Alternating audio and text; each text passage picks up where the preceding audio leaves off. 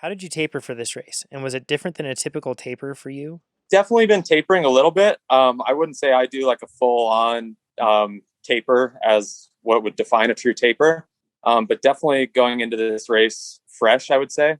Still doing intervals to stay sharp, still riding pretty hard the weeks leading into the event and even the few days before. So definitely like trying to be as fresh as possible on race day, but not doing like a full on true taper. I find for me, just kind of keeping the engine running hot a little bit seems to work best for me. So yeah. This whole season's kind of made up of a lot of little tapers, and then you have like your main key race, and that's kind of a bigger taper. And I would say that Nationals is the biggest race for me. And so I had like not as intense of a block before this race, and I had more recovery. So just trying to get as fresh as I can. So yeah, I would say that this is my key race. So bigger Awesome. taper. I'd say it's different in terms of it being a big race, so we're okay losing a little fitness to be a little fresher for it. I've always worked better kind of having load. So like we're chatting the Tuesday before the event. So I had my last like big interval day last Wednesday, and then we're doing accelerations, like just little 45-second bursts to kind of keep the engine going this week and over the weekend. And then we'll kind of roll into nationals. So it's a bigger taper than I would usually take.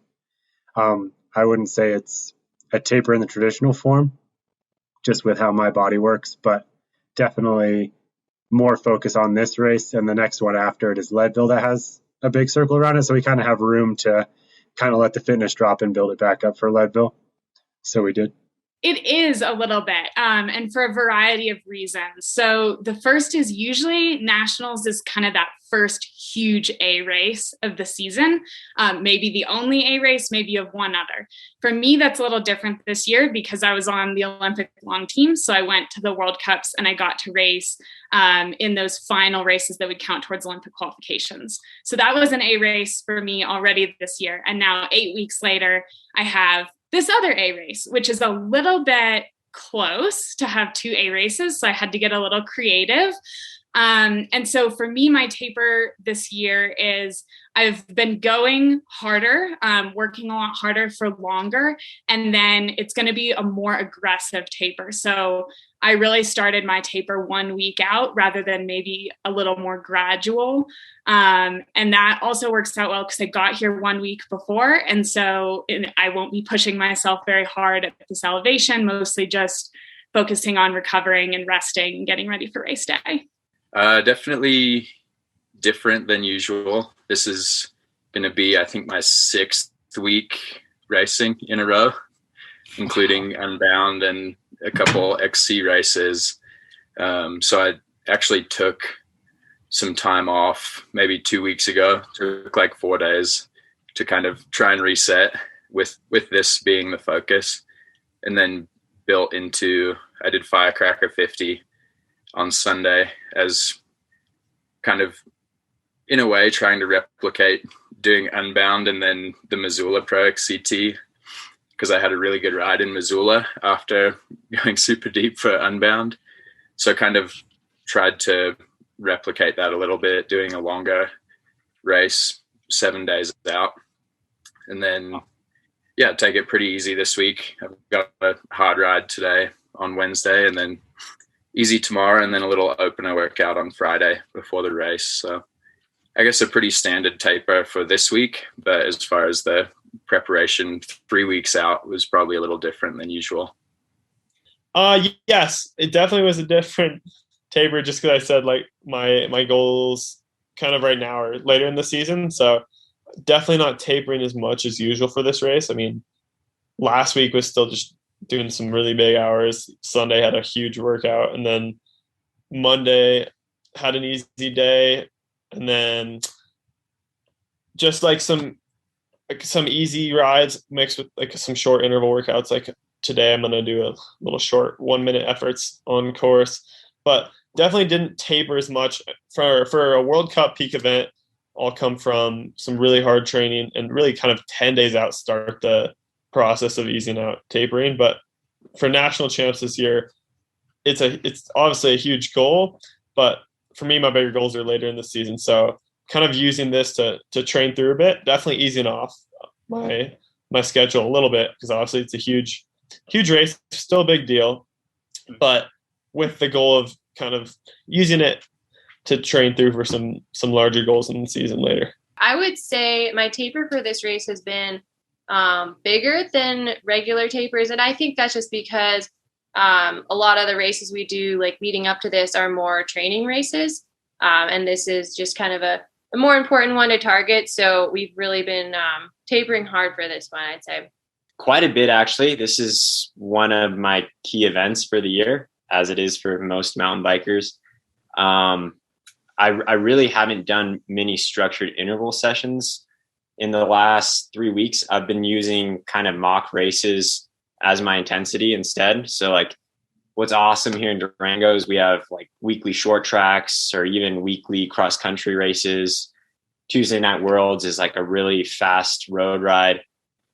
So I've been doing those instead of structured intervals just to get my intensity. And I'm only doing, I'm doing really short, like intensity, like maybe 40 minutes at a time. Probably the last 3 weeks, really. So I've been taking it pretty easy. My weeks are like 12 to 14 hours. And just really trying to focus on recovery up here at elevation again, because it's super easy to dig yourself into a hole. Kind of. Yeah, to an extent. I guess, I think people have different perspectives about tapering. When, at least from my perspective, and you get to the professional level, there are so many important races that it's quite hard to really peak for a certain one. I think an exception to that might be obviously the folks that are going to the Olympics or racing the World Championships, that sort of thing.